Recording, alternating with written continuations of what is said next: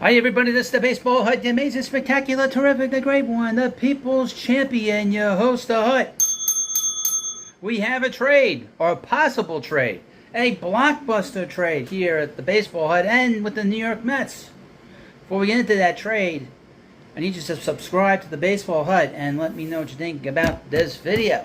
So, the last few hours we've been sort of waiting and just I was just minding my own business, just doing my videos today. And the report came out, started with Andy Martino, that the Mets were having serious talks to trade Max Scherzer to the Texas Rangers, of all places. And that a deal had, and over the course of an hour or so, the talk was that the deal was going to happen.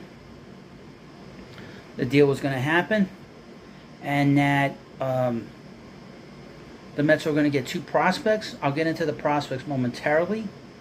Now, I've kind of been waiting around a little bit, so I wanted to wait a little bit longer to give you more detail, hoping that the deal was final. The deal is not final. The holdup for the guy that says that winning is so important, the holdup is the opt-out. Reportedly, the opt-out for 2024. The Rangers want him to opt in for 2024 because the price tag for Scherzer is actually quite high.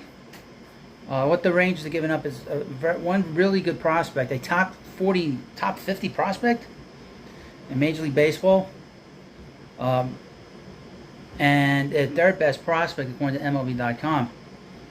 And Scherzer will not. He's undecided, so he's jerking both teams around right now. And we're having to wait.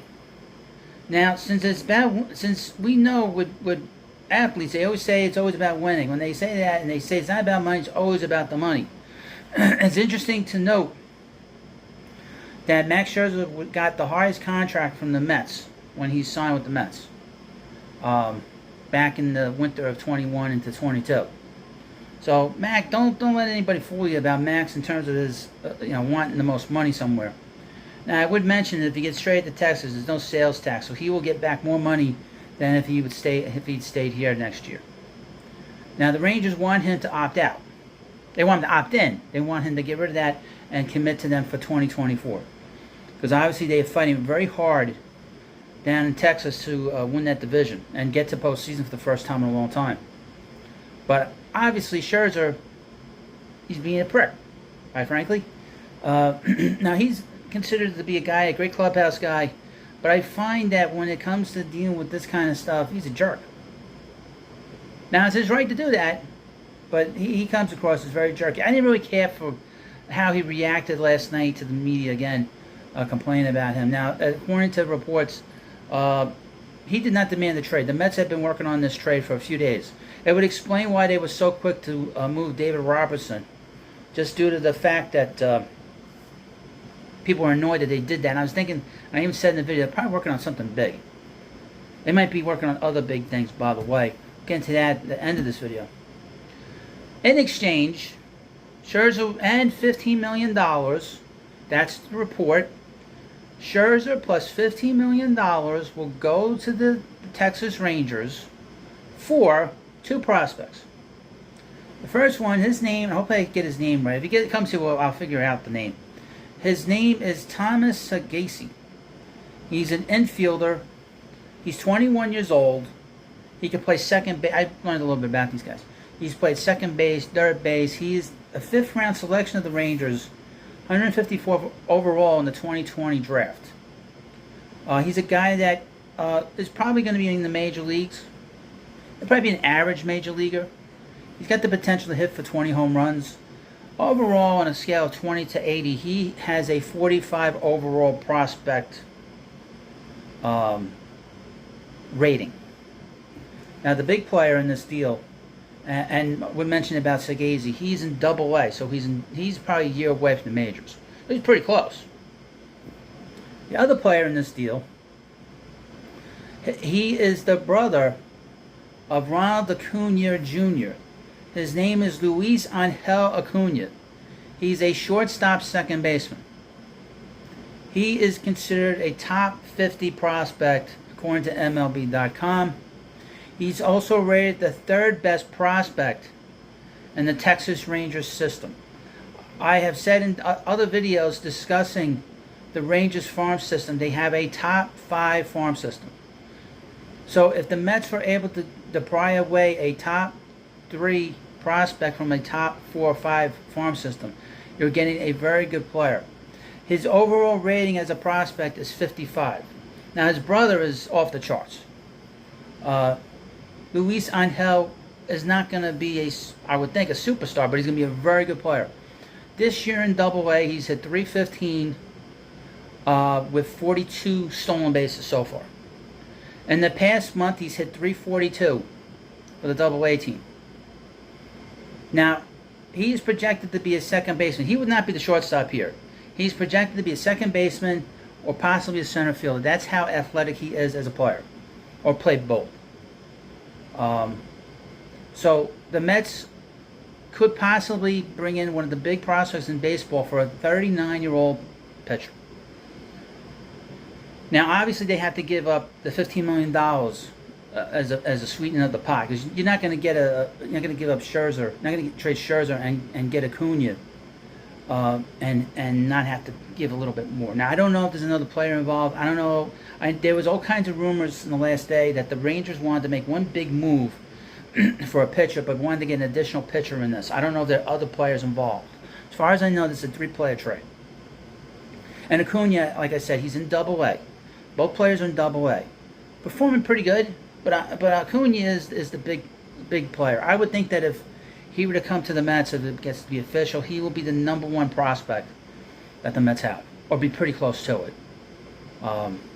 Now, I would mention I have a channel called The Prospect Hut. I will put the link in the description of this video, where I basically read scouting reports from MLB.com, different articles about different players.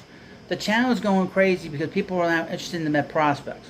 So if Acuna comes in, I will have a scouting report on him. I'll have the scouting report on Sagasi and any other player that the Mets will acquire over the next, well, was it the 29th? Over the next 3 days. All right, we got till Tuesday at 6 p.m.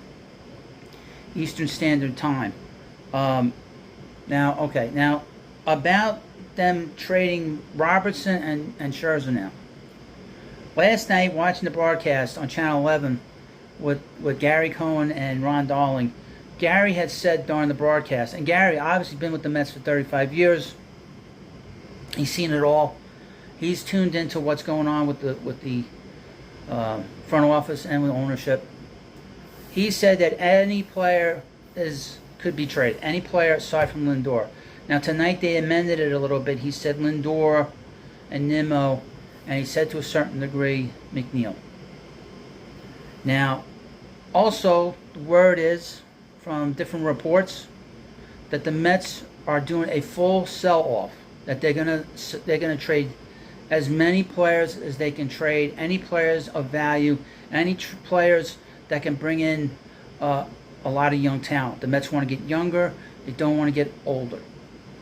So, me being, a critical thinker, as I am, and I know you are too if you're watching this channel, I wonder if the Mets will trade Pete Alonso.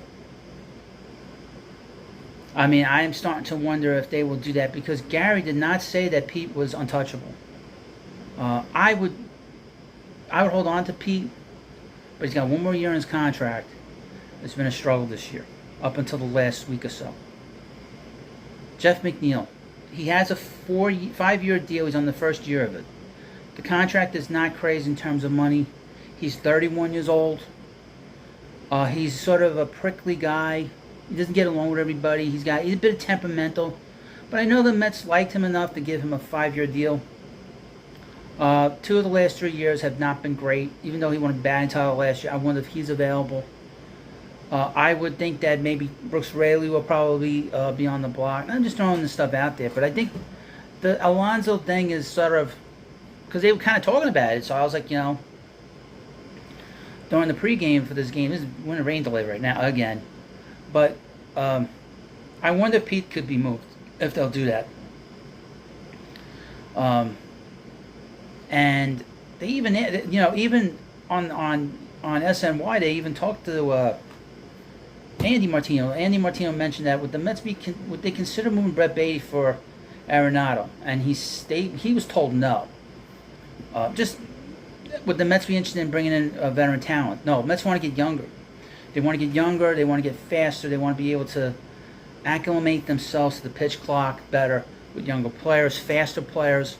And obviously Acuna, for example, is a guy that steals. I think his rating is like 60 or 65 as a base runner. So that's very high.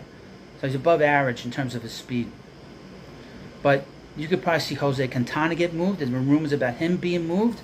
Tommy Pham is certainly going to get moved. Mark Canha is probably going to get moved.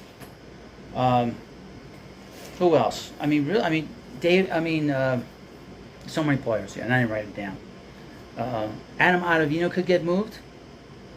The Mets really have 3 guys are going to be here next year, just based on the contracts, and we know Edwin Diaz is going to be back next year. So they don't need a closer. Okay, you've got all these veteran guys on this team. This was the oldest team the last 2 years. And what did it get them? It got them nowhere. They ran out of gas in September, and this year it just didn't happen. And it's funny. Steve Gelbs, during the pregame, mentioned that this Mets team this year, that there was something wrong with it. That it just didn't, the chemistry just wasn't there. I did a video back, I think in late April or early May, and I discussed that I thought that there was an issue with this team. I couldn't put my finger on it, and it's been confirmed. Obviously, with different pieces in the clubhouse, you get a different kind of dynamic, and it was a different dynamic in that clubhouse. So, that's that. And that's the story. I mean, that's what it comes down to. This is a team that, now I don't really like a rebuild, to be honest with you. But the Mets are in a different kind of stratosphere than other teams. They don't have to take a hit for 4 or 5 years. They can spend money in the offseason, and there is good pitching and going to be free agents in the offseason. Julio Urias is going to be a free agent. Aaron Nola is going to be a free agent. And Nola's a middle of the rotation guy. Obviously, Blake Snell is going to be a free agent. This pitcher from Japan, Yamamoto, is going to be posted by his team. I highly doubt the Mets will be outbid for him when he gets posted. And he is considered better than Senga. That's been the rumor. That's sort of been the ranking with him. But I also know that the New York Post, they reported about a couple weeks ago that they were kind of thinking about maybe having Senga be the ace of this staff. So that's when, now that we've seen Scherzer go, possibly tonight or tomorrow, maybe Verlander goes next. Where's Verlander going to go? Well, there's 2 teams that would be interested in him, that have been, or really 3 teams interested in him that has been discussed. Houston Astros, which I've heard that the owner really loves him and wants him back. The Dodgers, which would kind of accommodate his wife. And the Cincinnati Reds. I would mention about the Reds and the Dodgers, they have top farm systems. Houston does not. So that's really the difference. I mean, really, I would prefer to stay away from Houston just based on the fact that their farm system isn't nearly as good. And you'd have to ask yourself, would the Mets get something a little bit more for sure for Verlander? Especially if they take money back, would they get a better prospect than what they are reportedly getting for Max Scherzer? Well, we're going to find out hopefully very soon. I don't know if it's going to be tonight. I do have to go to bed fairly soon. So I won't be able to report this and talk about, I'm not a reporter. I'm a fan. Great, ultimate fan. But I will do my best to get my take on it. Hopefully you like this video. And again, we're going to have more prospects in this team. So you need to subscribe to the Prospect Hut. I'll put the link in the description. I'll put a pinned comment for the Prospect Hut. You need to follow it because I will go through. I got a list here of non-top 30 prospects, that hundreds of players' names that are of note in the Mets minor league system that I got from AmazingAvenue.com. So you need to subscribe to the Prospect Hut. Very important. So let me know what you think about this video. And I also mentioned the Baseball Hut 2 is kind of on hold because I'm kind of waiting to see. I have a video that I have to edit that's got to go on there later. But let me know what you think about this video. And of course, please subscribe to the Baseball Hut.